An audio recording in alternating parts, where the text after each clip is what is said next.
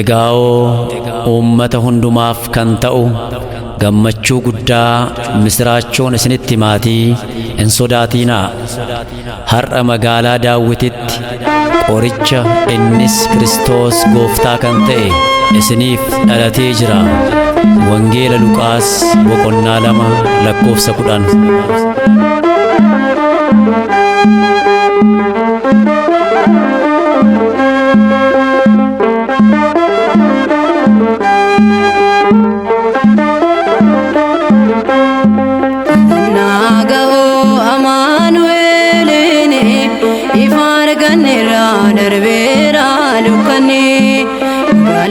Daawit keessatti dhalate Yesuus Kiristoos jireenya nuu laate.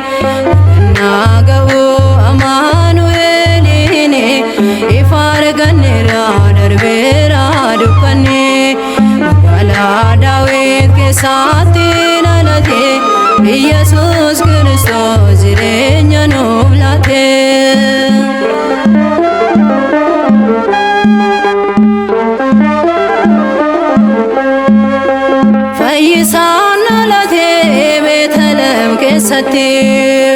Raajii raawwatame magaalaa Daawiti galanni Waaqayyoon samiirratti haa ga'u. Nagaan dhala namaaf lafarratti haa ta'u. Galanni Waaqayyoon samiirratti haa ga'u. Nagaan dhala namaaf lafarratti haa ta'u. Naga'oo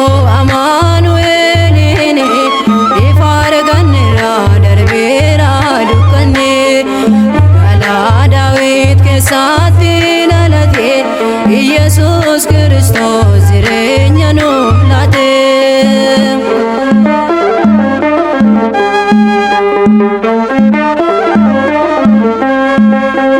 Kakuu raawwatee yeroon isaa geenyaan fayyisaa nuuf deessee darbeen darbummaani. Leenca Qaraaniyoon mooticha moototaa Arsaa isaaf lannaa qomaa galataa. Leenca Qaraaniyoon mooticha moototaa Arsaa isaaf lannaa qomaa galataa. Naga'oo Amaanu'eeliin ifa arganneerra darbeera dukkanni. Magaalaa Daawit keessatti dhalate Yesuus Kiristoos jireenya nuu laate.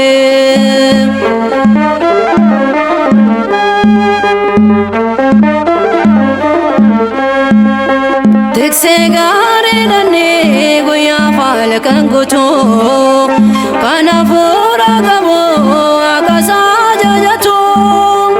Alfaaf Omeegaadha bara baraan iyyuu galanni isaa ganaa itti fuufammayyuu. Alfaaf Omeegaadha bara baraan iyyuu galanni isaa ganaa itti fuufammayyuu. Naga'oo Amaanu'eeliin ifa arganneerra darbeera dukkanni. Magaalaa Daawit keessatti dhalate Yesuus Kiristoos jireenya nuu laate.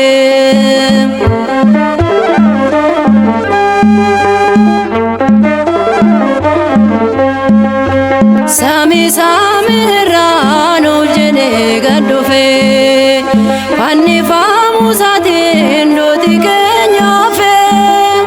Halkan sodaachisaa dukkanni darbeera gonfoo ifa raabsu Amaanu'eel dhufeera. Halkan sodaachisaa dukkanni darbeera gonfoo ifa raabsu Amaanu'eel dhufeera.